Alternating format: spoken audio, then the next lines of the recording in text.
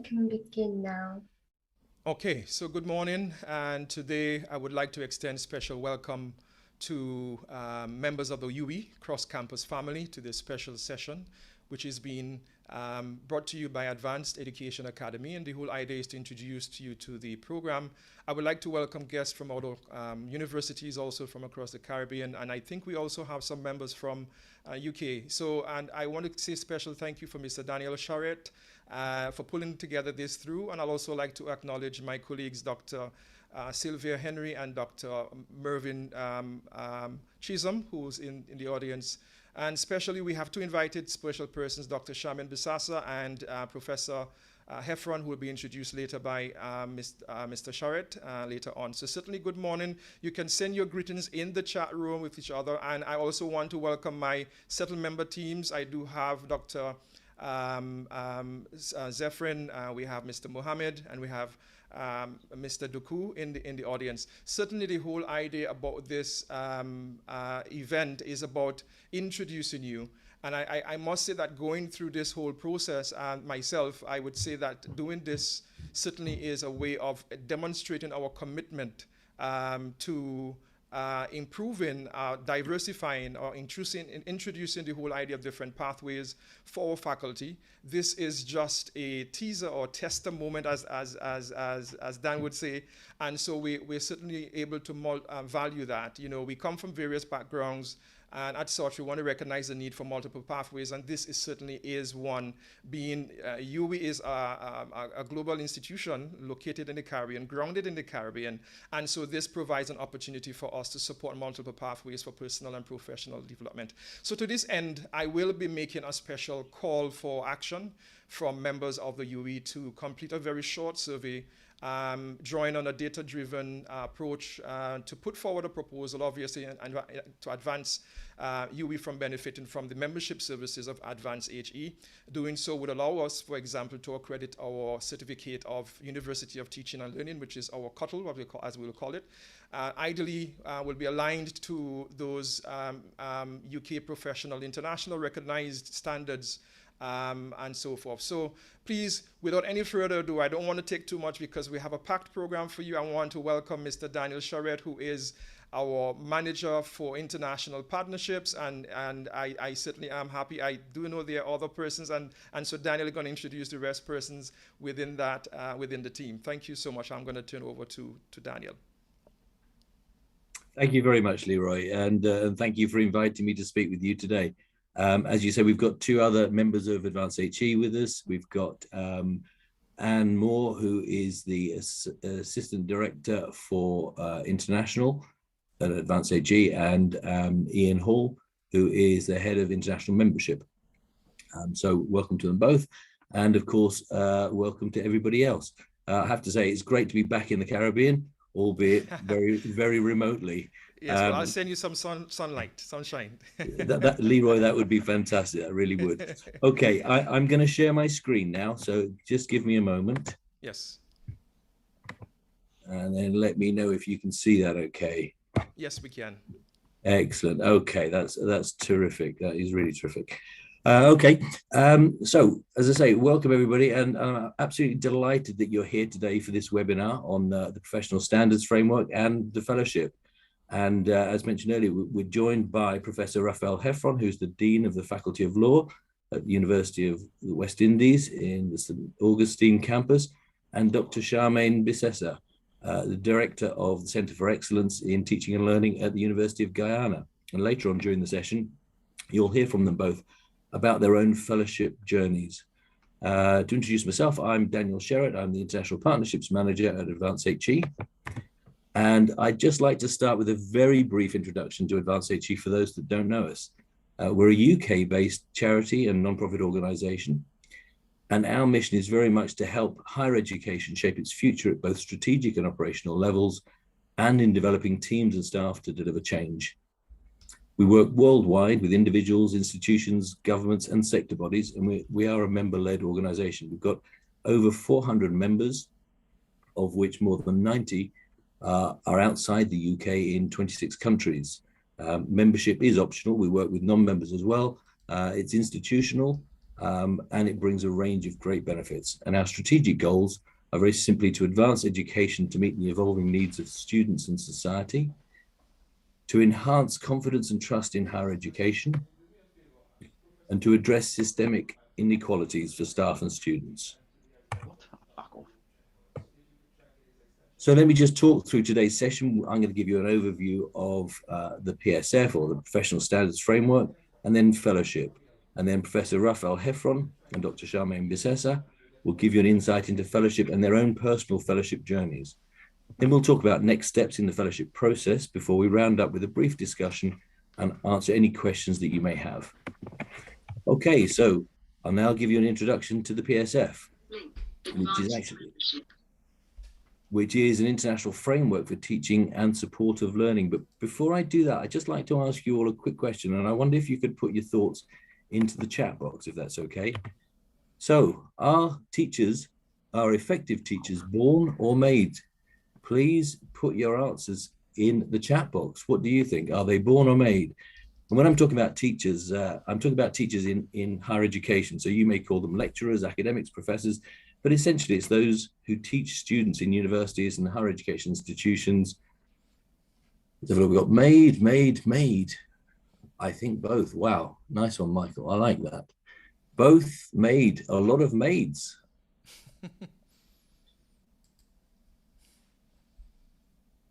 Okay. Some are born but can be made. Chanel, I like. That's really, really super. I'm going to leave that open, and please do carry on putting in your thoughts. But very often when we do this, it usually ends up as about half and half, made and born for people's thoughts. We've got a couple of born there. Okay, so following on from your thoughts, I'd like to share this quote from the European Science Foundation, which says, "Excellent teachers are made, not born. They become excellent through investment in their teaching abilities." And I think this really does underpin our view and philosophy around the PSF, that it's there to support teachers improve what they do. So let's look at an overview of the PSF itself, and I refer to it as the PSF. Its full title is the Professional Standards Framework for Teaching and Supporting Learning. And the current version dates back to 2011. It was originally developed in 2004, and it's currently going through another review. And it describes what teaching and learning support in higher education is, but it's through the lens of what staff need to do and what they need to know and what values they hold. And the framework also describes 4 categories of fellowship that you can achieve by evidencing how you meet their framework. So where did it all come from? Well, the PSF was originally developed in the UK, and you may have heard it referred to as the UK PSF. And back in 2003, there was a government paper in the UK that said from 2006, all new teaching staff should obtain a teaching qualification that incorporates agreed professional teaching standards.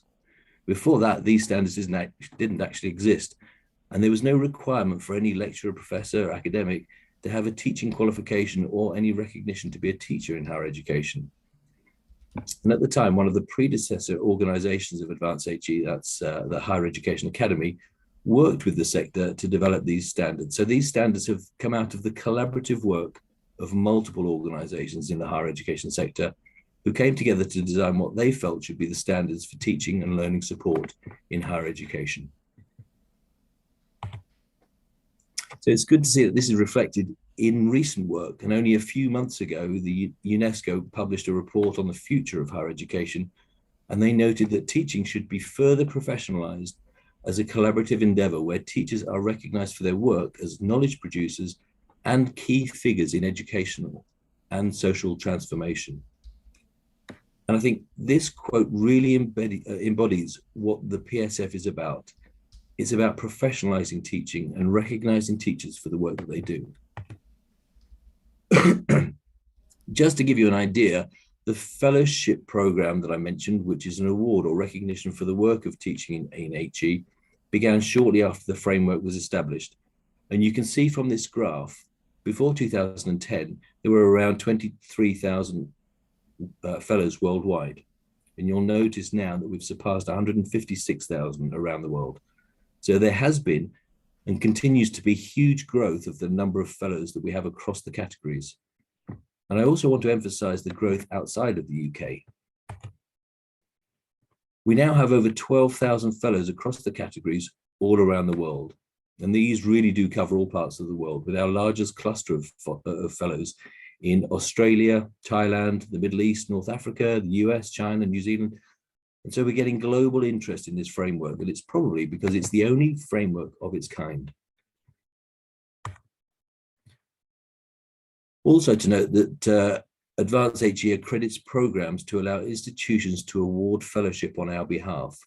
And this is done across our 92 international members, currently at 26 institutions outside of the UK, from Utah in the US, all the way through to Palmerston North in New Zealand.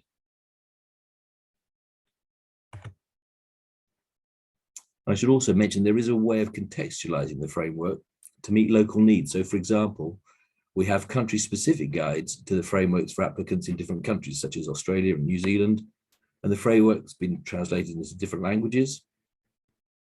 And accredited institutions can align the framework to the work that they're actually doing, whether that's being a research-informed teaching institution or an open university or a teaching-focused institution.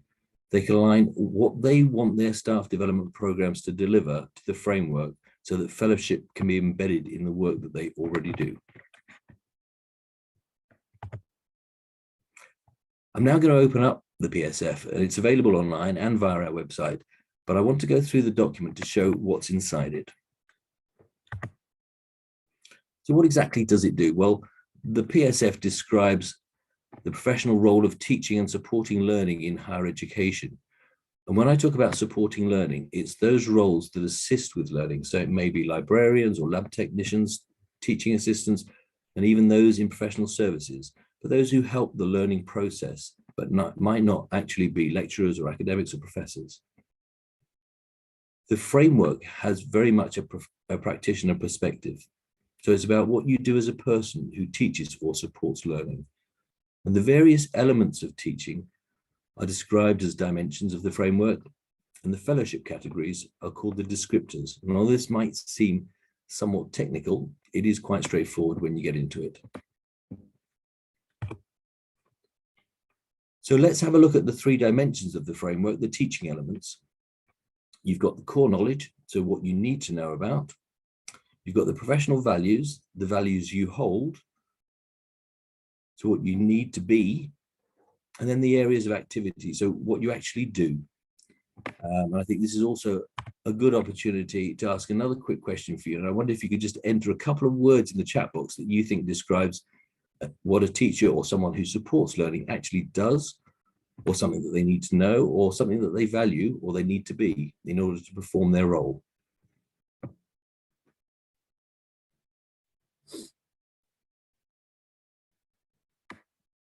So what is it you think that somebody who teaches or supports learning actually does, or they need to know, or what their values are?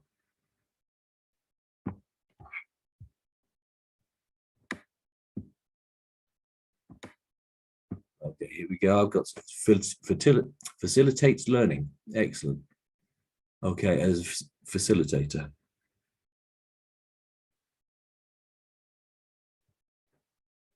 An understanding of good pedagogy, absolutely, and effective teaching, and knows what it actually looks like.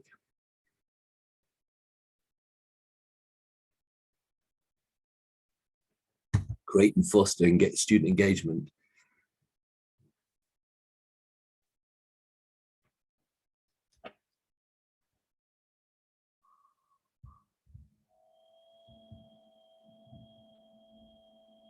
Have the data to support the learning.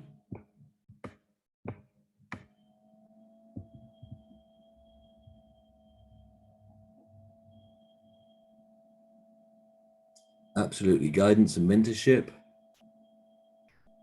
Preparation. Okay, some really good ideas and thoughts here. And I'm going to keep the chat box open for any more thoughts whilst I move on. And I'm going to move on to show you what's in the framework itself. And I think it reflects what you've just suggested in the chat box in terms of the activities, what people do, Okay, let's have a look at these. The activities themselves, there are 5 dimensions, and they include designing and planning learning activities, developing effective learning environments, teaching and supporting learning, assessing, I think we mentioned that, and giving feedback to learners, and engaging in continuing professional development, incorporating the research or the scholarship and the evaluation of professional practice. So effectively continuing to improve the work that you already do.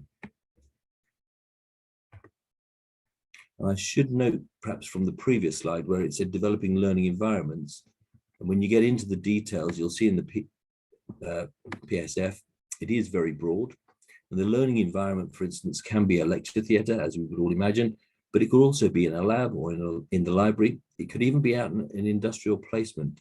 It is effectively whatever environment that your students learn your subject in. So moving on to core knowledge, these are the areas that the framework says you need to know about. The 6 dimensions are your subject material,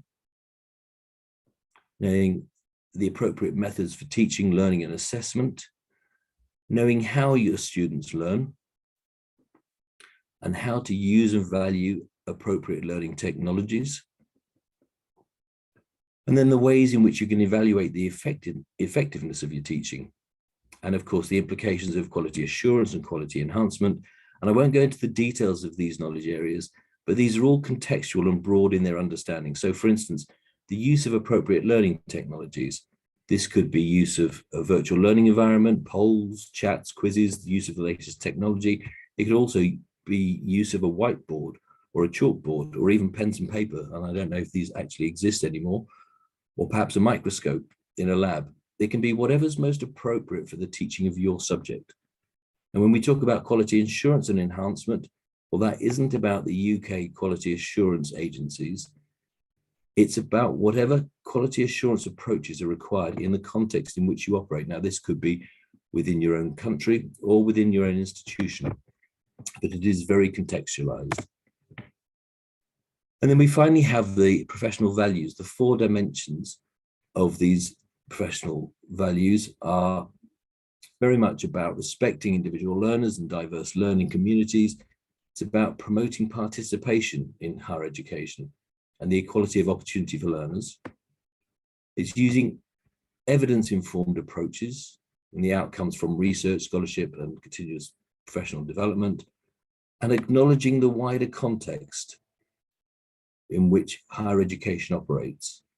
And that might be, for instance, the UN Sustainable Development Goals. And I know that the UE has a wonderful reputation in the worldwide higher education sector with your role as institutional lead on SDG 13, climate action in the Global University Consortium. So how you might embed that into the curriculum, or it might be about driving employability for your students. These are all things in the wider context that you would effectively be expected to include within the framework. So in terms of how the PSF is actually used, as I mentioned before, it's a free document and you can get it from our website and you can use it straight away if you wish. Some people use it for self-reflection or self-assessment or development, and it can also be used as a design tool to develop formal programs or for informal development opportunities, such as bringing in guest speakers or organizing course-appropriate social events. Institutions also use it as an appraisal tool or as a criteria for promotions or reward. And we also use the framework to accredit programs. And this is where we allow institutions to award fellowship on our behalf if their programs are accredited and aligned to the framework. And finally, it can be used for your individual recognition. So you can gain fellowship in recognition of you demonstrating that you meet the requirements of the framework. So let's move into the fellowship itself. Fellowship is recognition for you as an individual on how you meet this framework. And there are 4 categories. And again, I won't go into too much detail on these, but we've got the associate fellow for those that are new to teaching or supporting learning, such as librarians, lab technicians, learning technologists. Then there's fellowship for those who have a substantial teaching role within higher education. And this is where most lecturers would begin. And I'm pleased that, as I mentioned earlier, we've got Dr. Charmaine Bissessa, who is here today and will speak about her fellowship journey shortly. Then we've got senior fellowship, for those that can demonstrate that they have a responsibility for leadership, management, mentoring, coordination within teaching and learning.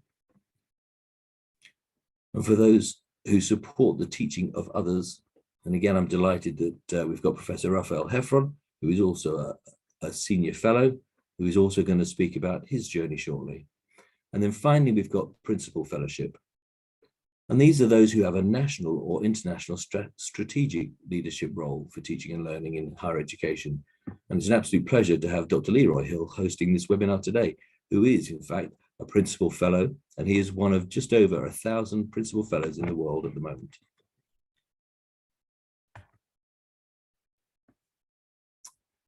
So in terms of achieving fellowship, there are two routes to this that I touched on earlier. And the first is a direct application. This is where you write a reflective statement about what you do, why you do it, and how you know it's effective in a format that's agreed in advance. This is a reflective application that you send to Advance HE along with references. And as far as the format is concerned, well, there are more words required depending on the category of fellowship. So there are 1,400 words for an associate fellow and up to 7,000 words for principal fellowship. And these are submitted through our website along with your application fee for your application to be assessed by Advance HE. And the alternative is completion of an accredited program, as I mentioned, where we approve teaching development programs that are delivered within an institution that meets the requirements of fellowship, in which case that institution can award your fellowship on our behalf. So why exactly would you apply? Well, fellowship is globally recognized as a mark of teaching quality, which often supports international collaboration when you have potential partners immediately being able to recognize your levels of teaching quality. It's also a great opportunity to reflect, and many people find this process in itself very developmental in improving practice and your work as a teacher, and it can be supportive of your own career progression within the sector. It gives you post-nominals after your name, and it also gives you benefits reputationally, both individually and institutionally, and opens up global network opportunities via our fellowship community. And I should just note, there is a lot of guidance available if you're interested in applying for fellowship directly. On our website, there are guidance notes for each category, also for specific disciplines. So for instance, if you're a music teacher, there's a guide for that, or for those in the learning support role, there's also guides for that. There are also guides for those writing the supporting statements, which accompany the application in the form of references. And if you're not sure which category to apply for, there's a free fellowship category tool, which takes around 15 minutes to complete, and from which you will receive a report. And you can see this on the right hand of this slide. This gives you a good indication of which category is a best fit for your circumstances. Advance HE also offers workshops, writing retreats, and an application builder program, which can also review drafts of applications. And often when we start working with individual institutions, this is the first thing that we do. We actually work with a small group of 10 or 20 staff to support them through the process. And then they become mentors supporting future groups within an institution. And then finally, colleagues and friends, they can be a great source of inspiration and help. You can mentor fellowship applications if they already have fellowship themselves. So I'm going to briefly talk about the impact of the PSF and fellowship and some stories about it. Now, you may be aware that in the UK, we have something called Teaching Excellence Framework, which ranks the teaching of universities on a gold, silver, and bronze basis. And when we did an analysis on one of the assessments of the Teaching Excellence Framework, we found that nearly 80% of providers directly reference fellowship in their award application, highlighting the importance of continuous professional development. But also there was a correlation between those who achieved the better award, so gold or silver, against those who got the lower award, bronze, in terms of the amount of they referenced and used fellowship in their application.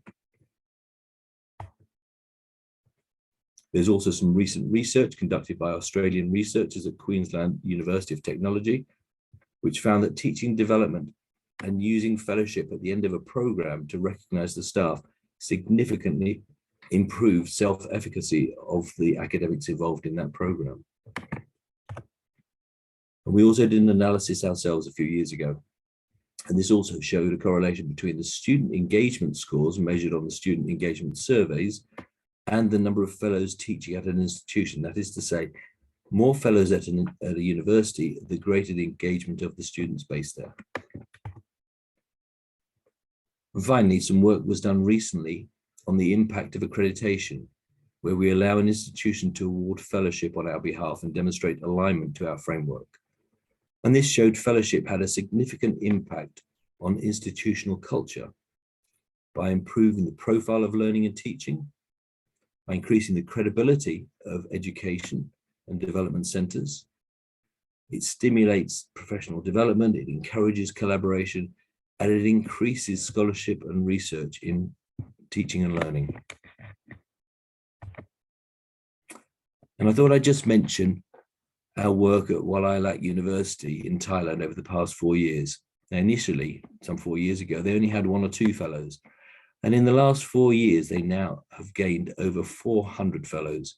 We recently held a celebration event with them as recognition of the 90% of their staff that had achieved fellowship. But more importantly, they have seen improvements in student satisfaction, as shown in their student satisfaction surveys, and an improvement in their student retention by 30% during the period that we've been working with them. And you can see on this slide, there's a lovely quote from Professor Surin Maisrikrod, where he notes that there is now a culture of teaching at the university.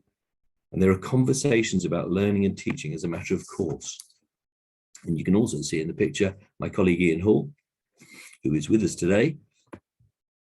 So Ian launched their UK PSF club for all of their fellows, giving them a space to build a community of practice through discussions on fellowship and their teaching development. So just briefly now, a few of our fellows who you may or may not have heard of. We've got Professor Brian Schmidt, the Vice Chancellor of Australia National University, is a senior fellow, and he's encouraging others to take up fellowship and be recognised and valued for the work they do in teaching. Then there's Professor Wichit Srasan of Wailalak University in Thailand, who recently achieved his principal fellowship at the age of 85. And he noted the global connection that fellowship brings and how he felt it was important to strengthen international partnerships for his work on learning and teaching. And finally, a colleague in Oman. She recently reflected on her work on fellowship, and she said it provided her with a context in which she could evaluate her practices as an educator and thinking about how she does things and why. And I think that's really a really important part of the fellowship program. Now I'm just going to stop sharing for the moment.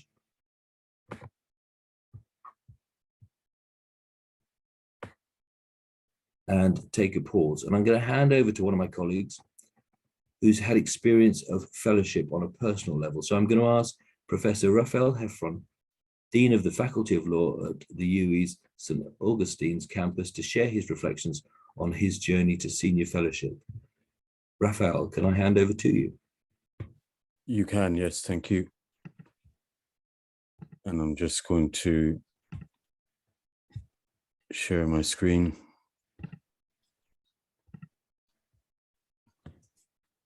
So it's a pleasure to speak to you all today and to talk about the fellowship program, and let's say specifically for me, the senior fellowship journey that I had. And for me, going from fellow initially and then going to senior fellow was a rich and rewarding step in my career. And it was a journey that I learned a lot on.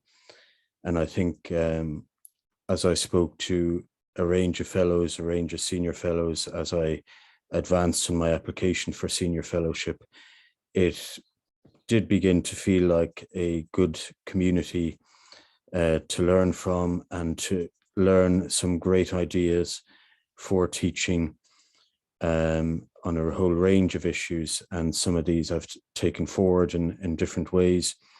And some of these I have shared with other colleagues who have developed their own teaching portfolio. And I think for me, that's what it is about. As academics, we need to continuously think about learning as teachers, learning as educators.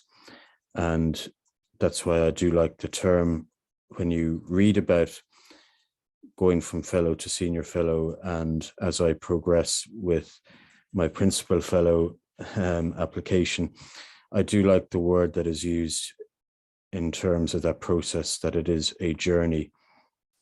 And it is a journey of learning, that we should always be thinking about continuous professional development as we progress in our careers.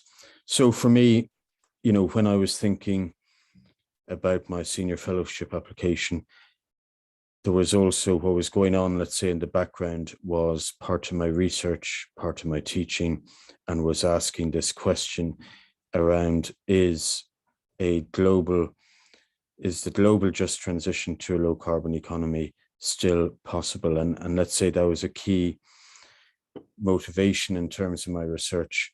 And let's say for those who don't know me, as I was introduced, I am the Professor and Dean of the Faculty of Law. So my research is very much within this energy, law, climate space, and even crossing into the UN Sustainable Development Goals.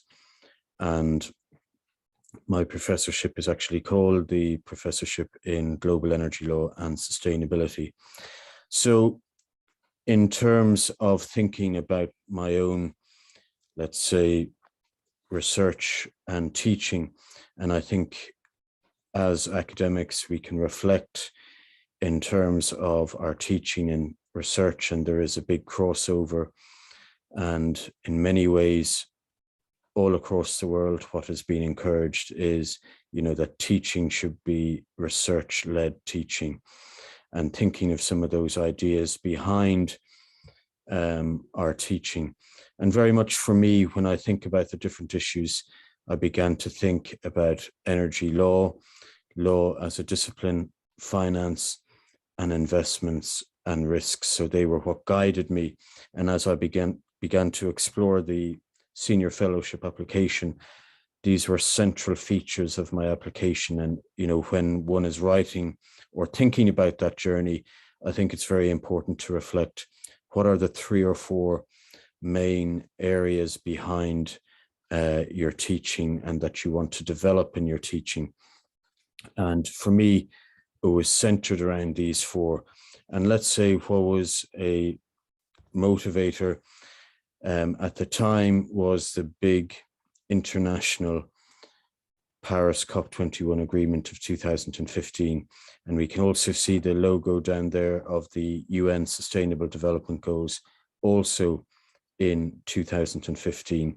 So as these big developments were happening, I was of the opinion, let's say, that change was needed. And that's what you need to talk about in the senior fellowship application, that it is important that change may be needed in a discipline. There are other reasons why one can progress with an application for senior fellowship. But for me, it was about thinking, was education around many of these topics, those 4 areas that I talked about just in the previous slide, was change being taught about in terms of education? And what I thought about was, as an international society, let's say 197 countries all across the world signed up to this Paris Agreement.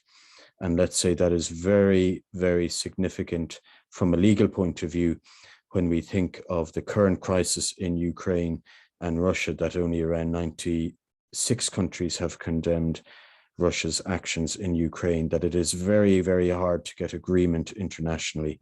But that's what is very big and important about the Paris Climate Change Agreement of 2015, that so many countries signed up so quickly and so fast. And also at the same year in 2015, the UN Sustainable Development Goals were agreed. And again, countries all agreeing to advance in practice those UN Sustainable Development Goals. And that's why I thought it was imperative that change was needed in my area, in my subject discipline. So I began to think about that change and thought about that journey. Obviously, there was some expectation of what was going to happen prior to 2015. So I began to think about that in 2014, let's say at a local level. And by local level, I mean in terms of my own university, and thinking about change within my own university, not just within my own subjects, but across the faculty, across different disciplines. And then gradually I began to think of how change could be achieved at a national level and began to contact other universities around the UK where I was working then. And then moving forward, thinking about change internationally and where that change in legal education could happen. So that journey really began in 2014 and then moved into 2018, where I finally completed the senior fellow application and was awarded that. So it is a journey of where one can learn. It is an enriching journey. It is a journey that takes time, but I think your patience, if you go on that journey, will be rewarded. So some of the issues that I thought about, obviously, as you move from that local to national to international perspective, and you're trying to achieve change in that way, some of the issues you do have to think about are the key content itself. Let's say for me, I had a significant advantage there, but I mean, equally, many of you can think of the different content issues in your own subject area. For me, obviously, the UN Sustainable Development Goals and the Paris Agreement provided a sort of foundation of that key content. It was also nice to hear the mention of, by Dan, of the issue of credibility. And for, let's say, the legal community, it was about reaching out to practitioners in terms of thinking also about what do practitioners want in a lawyer of tomorrow in terms of thinking about professional development and that link between faculties of law and practitioner legal communities. It is also important to think about one or two publications in the area. Why do you need change? And again, there's a bit of an overlap with the credibility issue there. So I did publish with practitioners. I did publish on the topics of legal education in order to advance the message of change. Also acted as a mentor to some of the young academics coming through who were thinking again about changing the curricula in their universities. And also it's very important to be, to market and promote some of the ideas you have for change in your subject area and to get out there, to speak at events, to transmit that message through a number of different media sources that we have available today. So that was the type of leadership that I evidenced and, then wrote about in my application in terms of the requirements to be a senior fellow. And then that overlapped in terms of, all those issues I could place in terms of my teaching. And you can see here at the corner, let's say, of this tree, you have, let's say, the tree trunk there that I'm talking about, all these justice issues, obviously coming from a legal perspective. The majority of lawyers do want to make the world a better place. And that's part of that justice. And then crossing into all those ideas that I would touch on in my teaching and how to transform the teaching and also how to transmit that message of why transformation is needed to other academics, to students, to the professional legal communities.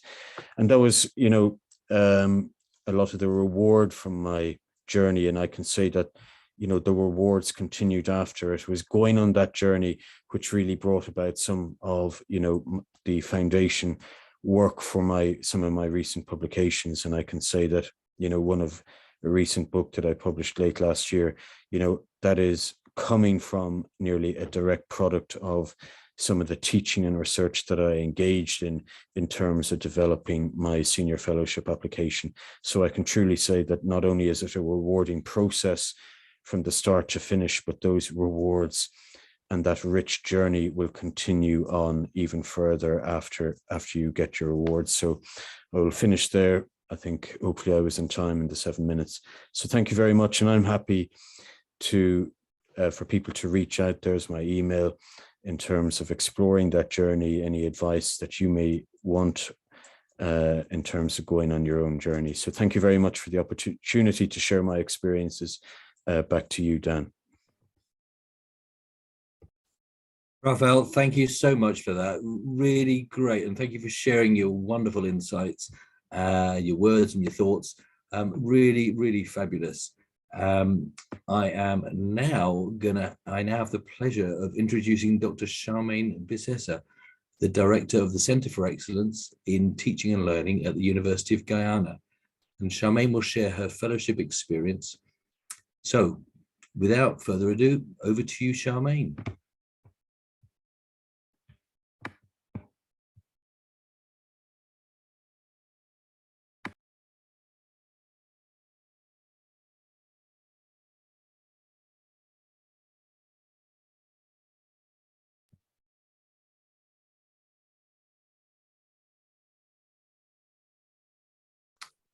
Sorry, I was speaking and yes, I realized, sorry. Good morning, everyone. It's a pleasure to be here to present to you my fellowship journey. I would like to thank Dr. Leroy Hill for planning this event and for HEA for facilitating it.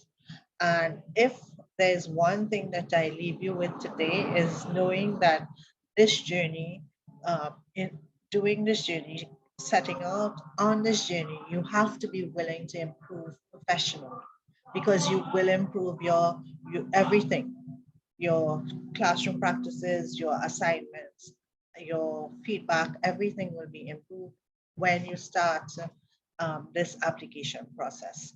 So here's my email address, and I want to say before I get into my presentation that the previous speaker, Professor Heffron, he answered one of my questions for me, because I was wondering, as a fellow, I've been a fellow since 2018 November.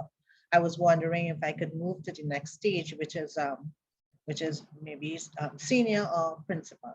So thank you for responding to that question I had. So today I'm gonna, first of all, tell you about my journey, and then I'm going to introduce you to the 5 areas of activity for FHEA. So my journey began with laureate international universities. I was working with the University of Roehampton online, and we had a very experienced individual who was very patient, and she guided us through the process, Dr. Victoria O'Donnell. And I think I was lucky and fortunate to have her at that time, to meet her and for her to guide me through the process. Now, sometimes you think you have a lovely CV and it's wonderful, but when you have somebody with the experience of a fellowship, she looked at my CV and she saw that there were areas that I needed to strengthen. So what she did as the professional development officer, she created webinars where I could showcase my work and buttress my application. So I was fortunate in that respect. And what I would like to say too is that in submitting your fellowship application, you have to get 2 referees. And I think, if I remember correctly, that these referees have to also be fellows in the HEA. So I was fortunate again that my bosses at the time were both fellows in HEA. So I didn't have any issues with that. So this is more or less is my journey, but I want to talk a little bit about the process itself, because it's a lengthy process, but once you understand it, you'll appreciate how much self-reflection you have to do. And you start to question why you do certain practices within the classroom, and how it's related to the theories and the scholarly literature. So the requirements for FHEA, adherence to the UK PSF framework, the guidance for fellow applicants, and the reference guide. So as Daniel said earlier, the areas of the applications are 5 areas of activity. You have to link it to the 6 core knowledge and the 4 professional values. So the first area of activity is being able to design and plan learning activities. Now you have to, in your submission for this aspect, you have to ensure that you indicate the subject material that you're using. Why did you use it? Justify it with theory, with scholarly literature. Also indicate activities and techniques that you use and why you use those techniques. If you embed technology into your practice, you also have to indicate why you use the technology. So an example of it, and these are some of the core areas you will have to, for each area of activity, you will also have to ensure that you indicate which core knowledge area it refers to, as well as the professional values. Now, how your choices facilitate your students' learning is important.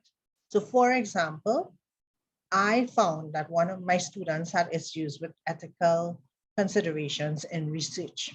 So what I did is I created slides, PowerPoint slides, and before the start of any session, I would go through the ethical considerations and what the expectations are. So think of what you do to think, first of all, of an issue that your students may have and how you resolved it, or how you can resolve it, and justify the method that you use to resolve it. Okay, so that's the first activity. The second one is to how do you support your students in learning, right? So and teaching. So what activities and techniques do you implement and why? How do you use them and why do you think they were successful in supporting student learning? I'll give you an example. I have adult learners. I teach teachers, principals, and so forth. So what I do is I use problem solving as a method to get them to, I have an assignment and I do a lot of problem solving activities. And I substantiated the use of the problem solving activities as part of andragogy, which was purported by Knowles. So I justified the use of problem solving in my classroom. So these are areas that you can look at and you can think about within your context and what you use and why you use them. And of course, always use the scholarly literature to substantiate what you're saying. So again, you relate it to the core knowledge and the professional values. Now, the third activity is assess. How do you assess and give feedback to your learners? Now, what type of formative and summative assessments we have? Within the online environment, we tend to have standard formative and summative assessments. However, face-to-face, we do different things. So it depends on whether it's online or face-to-face. So you decide. And what is critical too is what type of feedback you give to your learners and how is this feedback received and what methods do you use, what mechanisms do you have in giving feedback to your students. And you have to be very specific as to how you give feedback and what mechanism you use and substantiate that method or mechanism with the scholarly literature. So all of this is important. And another thing is, like, I was praised by the board a while ago when I gave feedback. So if you are praised or rewarded for your feedback as well, you need to put that into your application process. So this is important.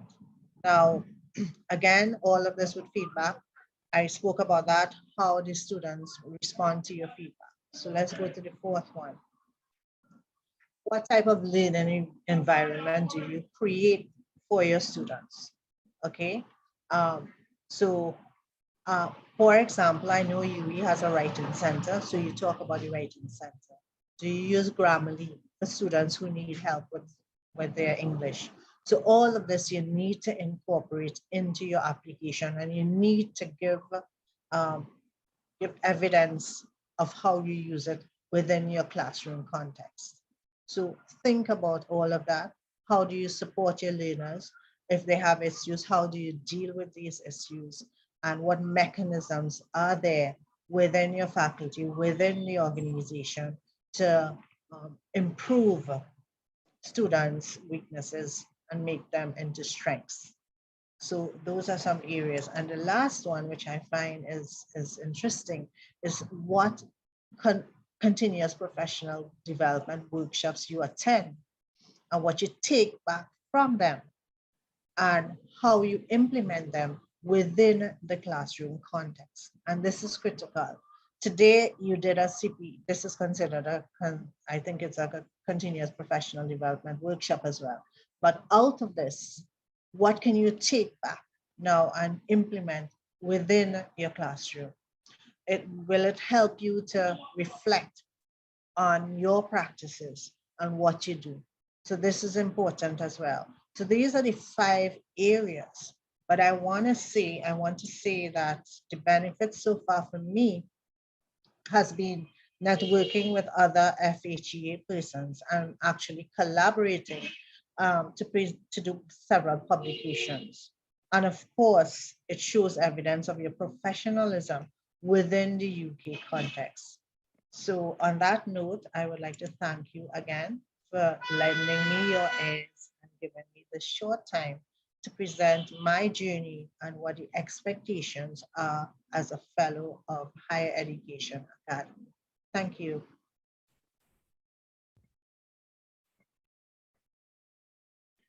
Charmaine, thank you so much. And I think between you and Raphael, you have really captured the very essence of not just fellowship, but also how it can play a big part in your own personal development. So let's move on, because I'm conscious of time here. So what are the next steps if you're considering applying for fellowship, and how can you benefit from the fellowship journey itself? So our recommendations are that you have a really good look at the PSF and self-assess your areas for development, but more importantly, those areas in which you've excelled and feel your practice actually aligns with the various dimensions of the PSF. Then use the fellowship category tool to assess which specific category of fellowship is most appropriate for you. You can then request an information pack for your category of fellowship, which contains useful information and guidance about the process, the design of your application. And then there's plenty of support available, whether it's a writing retreat or the Fellowship Application Builder program, which would help you in creating your own application. However, these programs are absolutely not a requirement, and often applications are created by using the guidelines within the information pack and by having conversations with existing fellows. And you've just heard there from Raphael and Charmaine, who have said that happy for you to contact them. So please do have a look for other fellows who are there, and you can speak with them. Once you're happy with the various documents that you've completed, so your personal application and of course the references, you can then apply for fellowship directly or via the UE. And I believe Dr. Leroy Hill will explain shortly the support that the UE is happy to offer. Just before I finish, I hope I've given you all a really clear picture of what the PSF and fellowship are all about, and how they can impact on your work in the areas of teaching and supporting learners, and how they can become an integral part of your own personal development and the enhancement of teaching and learning at the UE. I'm going to stop sharing now, and we will have a Q&A session at the end of this webinar. But for now, I'll hand you back to Dr. Leroy Hill, Director of the Centre of Excellence in Teaching and Learning at the St. Augustine campus of the UE, to talk about the UE's approach to fellowship and the PSF and the way forward for you all. Thank you, Dan, Daniel. I certainly want to thank Raphael and Shamin for their contribution as well. This has been in what we will say a taster session. It's planned really for an hour, so we can actually see how well how much interest. Primarily, this session is based on the idea of creating multiple pathways for our faculty, for staff members. And you saw the examples from from associate fellows to all the way to principal fellows, and so it gives us the opportunity. So what we want to do right now is that at the present, the UE University of the West Indies is not a member of Advanced HE. It takes tremendous opportunities and resources certainly to be part of that august network and family. And so what we're doing is that we would want to advance carefully a data-driven approach. And so what we want to do is to invite you to just indicate your interest. We want to indicate your interest. All members of the UE family, we want you to indicate your interest through this form right here that you're seeing. And that will begin the process for us in terms of seeing our next way forward in actually solidifying our proposal in how we can support and advance you and so forth. But I can tell you meaningfully what I've begun to do is to kind of ground and map some of those the PSF standards to our CUTL program, because actually the students, those of you who are in the program right now, you would notice that the assignments that you're doing actually mirror some of those things, so you can actually immediately see how you were reflecting and through one of your assignments that you were doing. So it's those sort of things that we intentionally will be doing. What we will also be doing, colleagues, is trying to encourage and support you, and so I'll be supporting those who are interested in making that shift or that quick transition, and so that tool will certainly be useful in us supporting you from that standpoint. So I would yes, the idea, Sharon, is that eventually that if you would have finished the CUTL program, if this was perhaps one of the accredited programs that we have via Advanced HE, that you would automatically be a fellow from that standpoint. So we are beginning obviously to and do that. So I want to say thank you to everyone, and we certainly want you to look at the survey, and you can I think we should open for questions now, because we are close to that 1 hour planning that we had planned. So I don't know if there are any questions from individuals in the audience, but certainly we were thinking of that. So person said, I'm thinking CUTL does cover the same content, also the teaching portfolio and settled teachers. Very good. And so that's the idea. We want to value that from an international standpoint, and how we could actually give you would have had the fellowship, the CUTL certificate, but you would obviously be a fellow once you go through that program, because it's actually mapped to the UK international UK professional standards. I mean, certainly I can tell you that the being a member and going through that whole process has had a very positive and sustained positive impact on my professional development from an academic leadership standpoint. And it really caused me to take that sort of reconnaissance and take a step back and see some of the things you're doing and so forth. So just to clarify, we can use, and I'll just quickly see if I could share that Zoom chat. We can use, if I can, yes, our portfolio to apply for CUTL in the future. We will therefore automatically become fellows.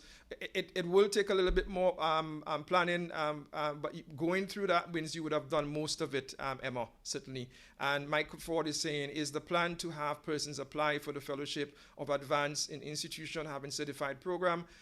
The long-term plan, yes, and as you would see, we would want to advance a proposal, obviously, to become a member of Advanced HE takes a tremendous amount of time and resources, and so we certainly have begun that whole process with Ian, and I must say thanks to Ian and Dan for actually putting through this session, and we really intended this to be a teaser session as a way to actually engage, you know, what it interests, because obviously if we're going to put forward a proposal, we'd want to ensure that, you know, that there is interest and that there is a very strong interest in doing that. And certainly here's a yes, you can apply for fellowship, and that's why we're here, and certainly reach out to me to see how I can begin to support you, and certainly, Dan, we will be continuing the dialogue, and I look forward for great things from here. All right?